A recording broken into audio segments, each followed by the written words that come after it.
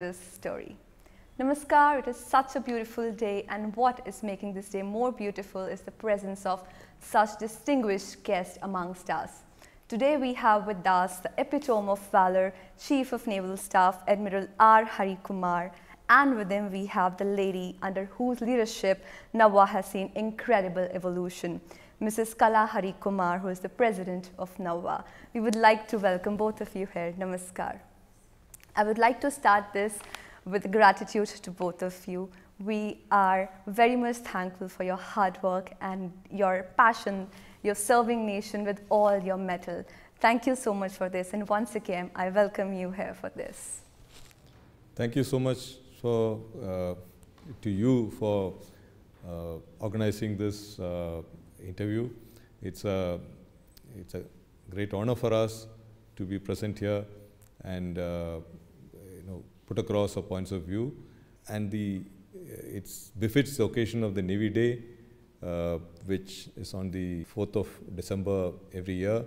It commemorates the contribution of the Indian Navy to the successful completion of the 1971 war, and it's an occasion for us to remember heroes, personnel who made the supreme sacrifice, and the tradition of service before self, which the armed forces represent and highlight in the course of their duty. So we are thankful to you for organizing this interview for both of us. Sir, I would come to you first. You've spent exactly 1 year at this prestigious post. What would have been the highlights of this 1 year, if you would like to share with us? Navy's job is to protect, preserve and promote the maritime interests of the nation wherever they be. And in the last 1 year, the Navy has done its job quite well. We have been at sea, more than 8,000 ship days at sea, over 200 submarine days at sea, large number of air sorties, probably about 10,000 hours plus, and all this for ensuring that the seas remain safe and secure. So how does it translate into benefits for the nation? It ensures that the trade continues to flow unimpeded, and as a nation we have almost 90% of our trade by volume going through the seas, because the sea remains the most efficient means of transportation of bulk goods, whether it is energy, whether it is all other sorts of bulk cargo, container cargo and so on. So the primary job of the Navy is to ensure that the seas are free, open and available for exploitation. So that's the main job that the Navy has been doing. And towards this, the Navy has to be combat ready, credible, cohesive and a future-proof force. So in this regard, we have been working at it to ensure that we are fully prepared at all times just for any eventualities and fulfill all our roles. Generally we have 4 roles. One is the military role, one is a diplomatic role, then there's a constabulary role and a benign role. So all these roles extend in the entire spectrum of a job, right from the high-end combat to really benign roles like humanitarian assistance and disaster relief and so on. So the Navy has been fully tasked and engaged in all these activities to ensure that we are prepared and we assist and ensure that the maritime security is ensured in the ocean. A lot has been done, and I'm sure this list is endless. We can go on and on. Let me come to the question. You belong to down south. You're from Kerala, and being the first Malayali Chief of Naval Staff, does it bring any extra sense of achievement to you? Reaching the highest position in one's service is something really a matter of great pride, I would say, great honor, and it's a humbling experience as well, because when one joins the service, you never even imagine that probably you'll reach that level. So in that sense, I see it as a matter of honor and achievement, but the fact remains that we must remember that this just reflects the strength of our country, as a democracy, as a meritocracy, where anyone can rise to his full potential by just sheer hard work and commitment and your will to excel. So when you put all these things together, in a country like ours, there are numerous examples of people rising to the different levels, all possible because of the nature of our country, and it gives a lot of confidence, a lot of hope for us as an aspiring nation. So definitely, as a Malayali also, I feel proud that I could reach this position. But more importantly, as I said, it is the fact that as a nation we believe in being a meritocracy and ensuring that everybody gets an opportunity provided you are able to rise to the challenges.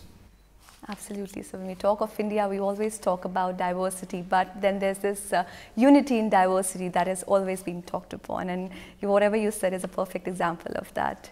Well, moving to you, ma'am, we've heard that under your guidance, NAVA has reached incredible heights. It has evolved so beautifully. We'll go there, but before that, I would like to know from you your journey as the wife of such decorated naval officer so far. Enriching and exceptional are the two words that would probably be on my mind when I think of my 33-year-old journey as a wife of a naval officer. I married very young at 20 years and had a daughter at 21. I come from a totally civilian background. In fact, growing up, my parents pampered me a lot and was brought up in an overprotective civilian environment. From there, initially into the Navy, I suddenly found myself lost in a completely new environment. Very often, I would be all by myself as my husband was at sea most of the time. Yet, I never felt alone. That's the beauty of the naval life. The naval community stood by me rock solid every step of the way. Even when our daughter was born, Hari was at sea, and soon after that he was away on a 6-month-long deployment for a UN mission. It was the strong network of friends and families of shipmates around me who ensured that we were looked after. So I never felt alone in spite of the long separations. Remember, I am talking of nearly 3 decades ago, in an era where there were no phones, no internet, none of the modern means of communication. So it wasn't easy at all. But I guess we all learned and supported each other. Today, I am confident. If I am confident and capable of multitasking, it's only thanks to what I have learned over the years as a naval wife. Well, back then where we had no internet, I'm sure that era must have told you a lot of patience. With this, I come to another question. There are so many young naval wives. What would be your advice to those young naval wives, ma'am? To the many young naval wives who are listening to me today probably, I would like to tell them that I've undergone the same long separations during sailings as they do. And they must find strength and pride in the knowledge that an entire nation sleeps soundly because of the sacrifices of their spouses. We owe it to our spouses and, more importantly, to our country to ensure that our home is a happy home. Only then our spouses can be reassured and they will be able to do their duty to the nation with full commitment. When my husband took over the command of warships, so did my responsibilities grew manifold. I found myself responsible for the families of all the men under his command. We would often meet the families and stay connected. I remember one particularly challenging time during his tenure as commanding officer of INS Virat. I am grateful to my life as a naval spouse, and thanks to being the wife of a decorated naval officer, I am privileged to do my share for the community that has given me so much. There has been tough times in this journey, but I would not exchange it for anything in the world. The naval way of life is a privilege I value immensely. Well, we talk about equality, we give equal responsibilities, equal hardships to both of you. Not anyone is getting any less. Moving to you, sir. Well, Our school days shape a lot of us, what we are today. And we've learned a lot of things as kids, and I'm sure you also have some good lessons, memories from your school days. Would you like to share some of the lessons that you've learned back in school? Yeah, I think the most important gift that the parents can give to a child is a good education.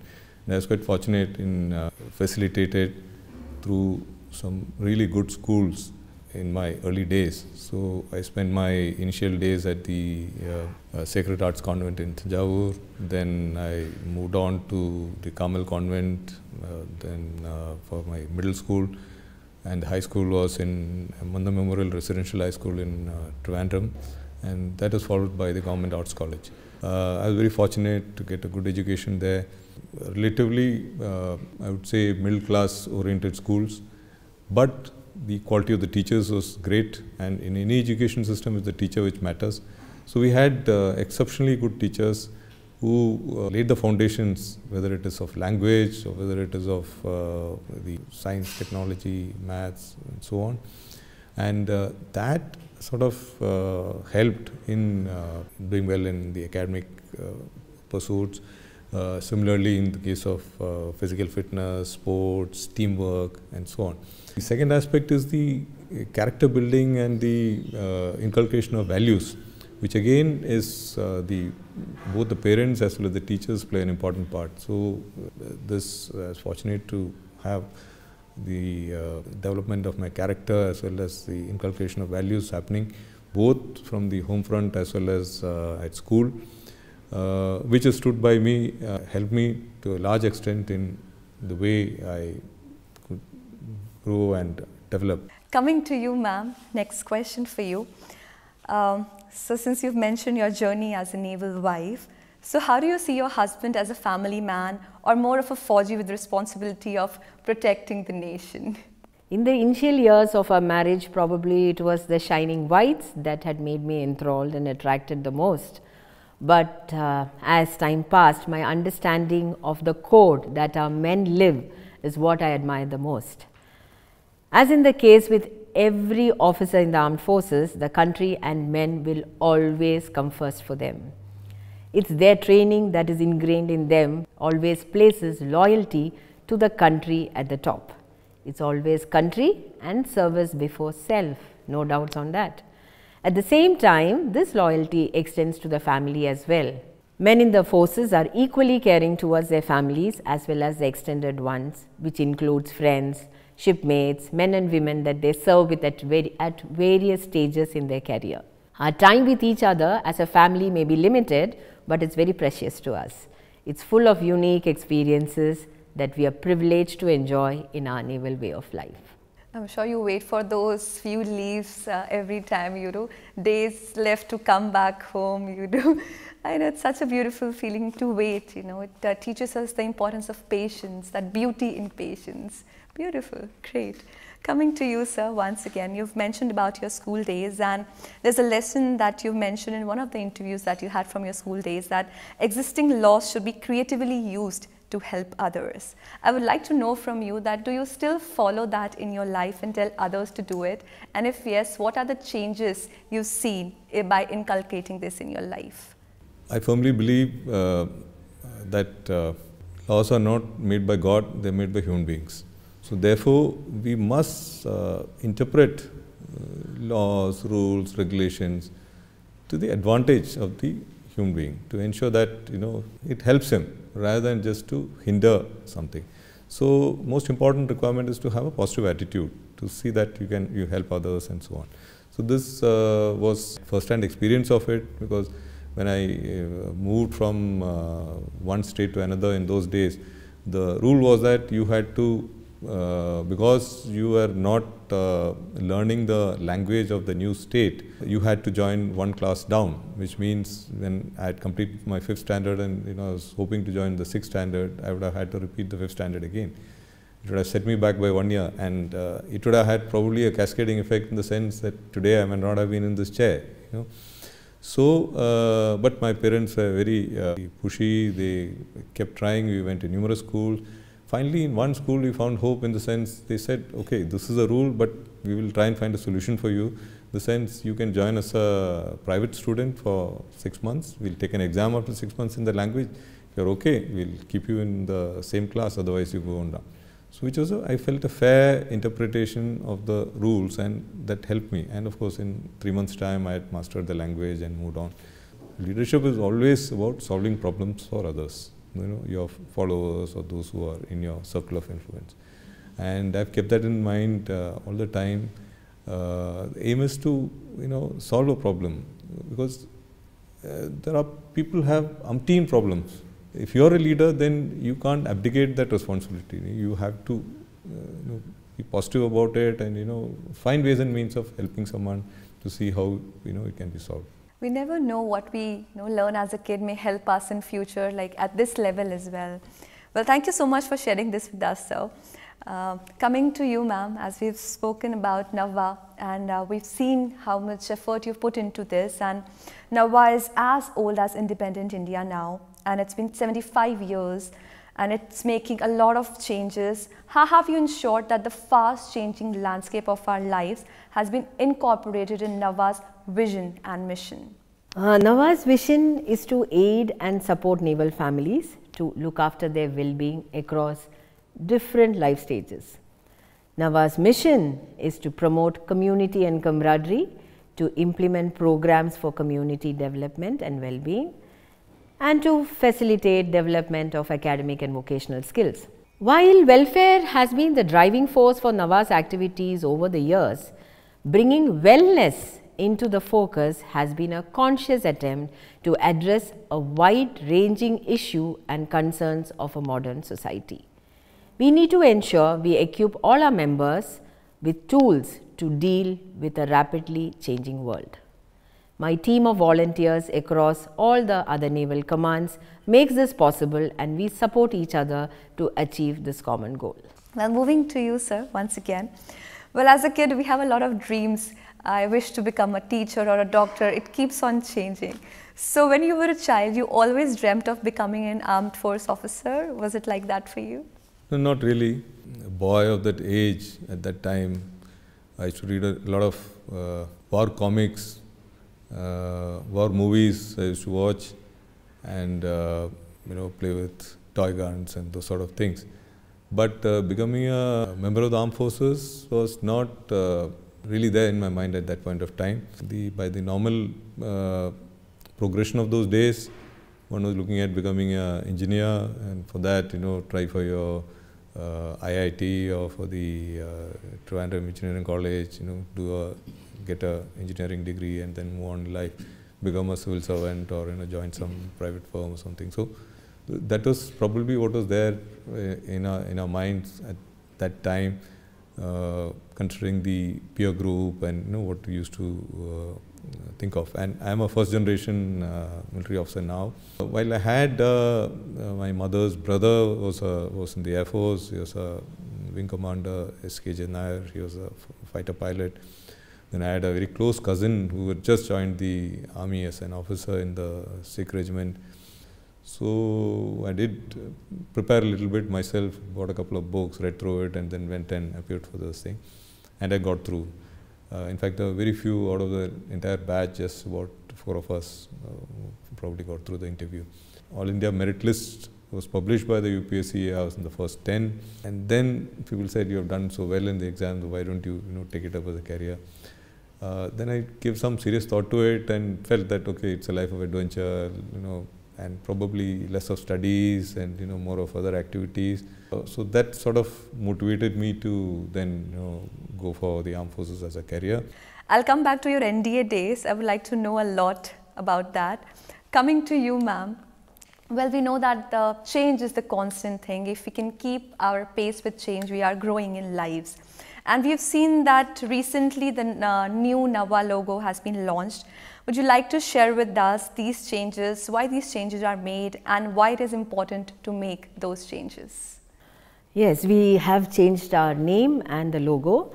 With the change in name from Navy Wives Welfare Association to Navy Welfare and Wellness Association, we have adopted a more contemporary and a gender neutral approach. The new name is in fact a collaborative effort and is the outcome of a competition held for the entire naval fraternity.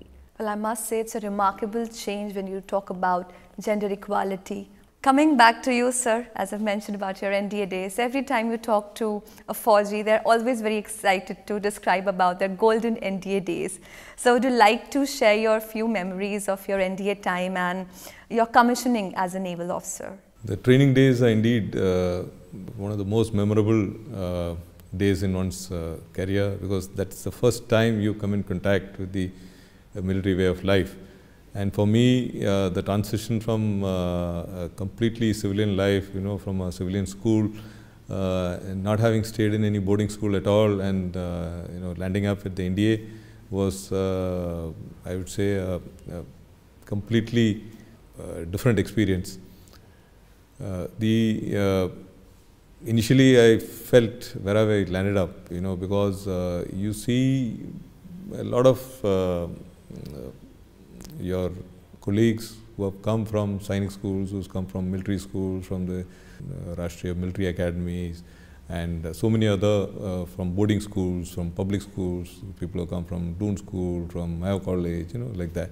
And you come from a completely civilian background and you're not really equipped, you feel a little less well prepared to take on the rigors of the military life, where you're required to do drill, your physical training, sports, a lot of other activity along with the academic thing. One more question I would like to add, sir. How was the feeling when you wore the uniform for the first time? It was indeed the first time, because many of my colleagues there had studied in Sainik schools or in different types of schools.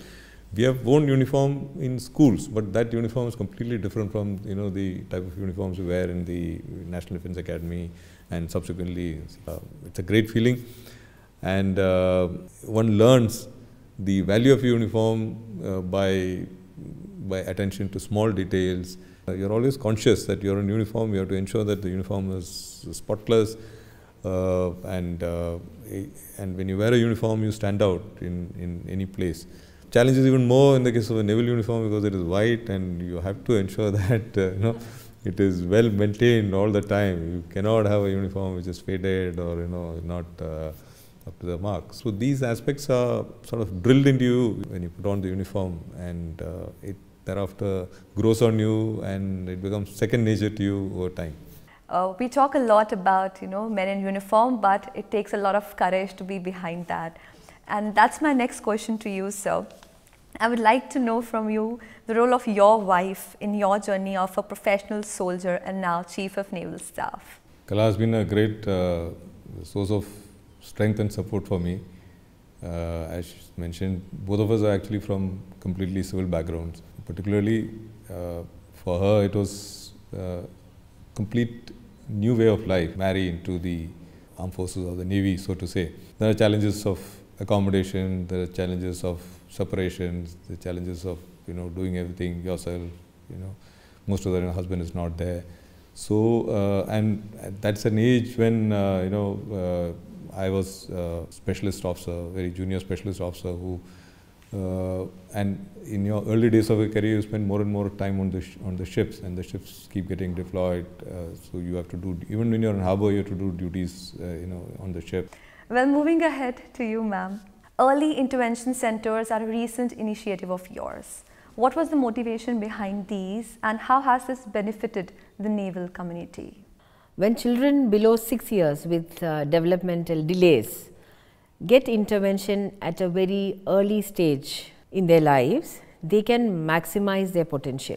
While early intervention center is known to yield big dividends, we never had these facilities in our naval community. A few years ago, a few young parents had approached me and shared their difficulties. They were traveling from one end of the city to the other in search of specialized services that their children needed. They were also spending huge amounts of money to access these services. These hardships left a deep impact on me.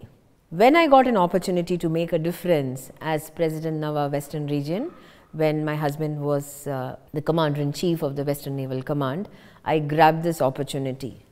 The first early intervention center, Chetna, was established in Mumbai in 2021. Today, I am so happy to say that we have early intervention centers in Delhi, Visakhapatnam and Kochi. The number of babies below 6 years enrolled in each of these centers is a true testimony to the heartfelt need for these services. In these early intervention centers, we are not only working with the children who have conditions like autism, epilepsy, cerebral palsy, but also with children who have some developmental delays in speech, hearing, etc. We also face a lot of other issues and we seek to address by empowering the parents on what they can do to stimulate their children. We are also creating awareness among parents and teachers to look out for red flags in the lower primary so that at early intervention centers we can address it at the earliest, and the aim is, instead of sending these children in the long run to special schools, try to redirect them to the mainstream schools. Early Intervention Center Chetna is a project which is very close to my heart. Coming back to you, sir, it's a tough question. You have captained many warships, even INS Virat too. Which one of you has been your favorite so far and why?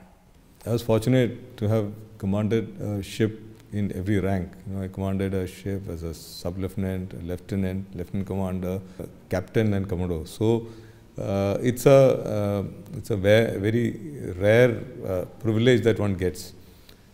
Perhaps it was just chance, but command at sea is the spur that develops the leaders for the Navy, because that is the ultimate test. Whatever a naval officer is, the final challenge is to how you captain a ship, how you fight the ship, how you lead the troops in the ship. So it's all about command at sea. If in developing the leaders for the Navy, it's very easy to say that the aircraft carrier Virat was the greatest experience, because it's a floating city. It operates helicopters, fixed wing aircraft, and the type of power that aircraft carrier projects. You have about 1,500 people on board, and so many activities happening, just like in an airfield.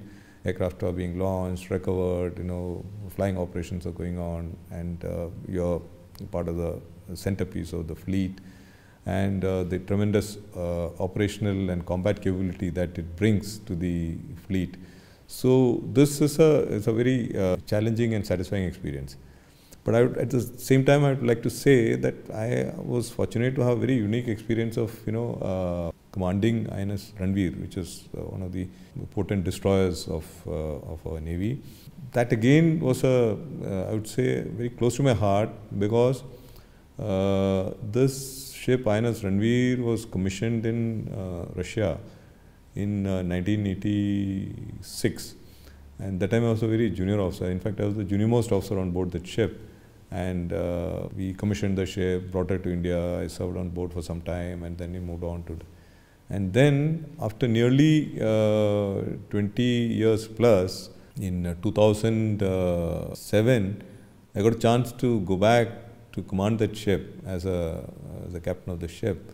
So these two are sort of very enriching and exceptionally memorable command tenures, which I cherish, both that of Ranveer and on board the carrier Virat.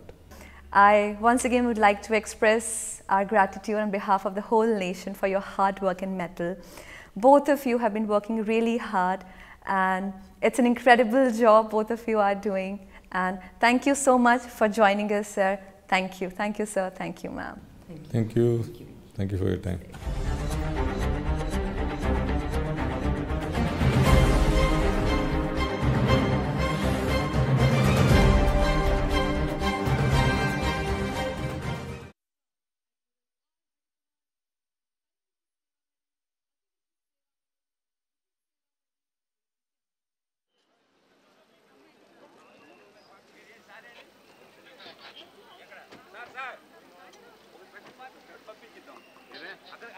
అక్కడ NTR start immediate వచ్చేస్తున్నారు ఈ ప్లేస్కి పంపించేస్తే అంటే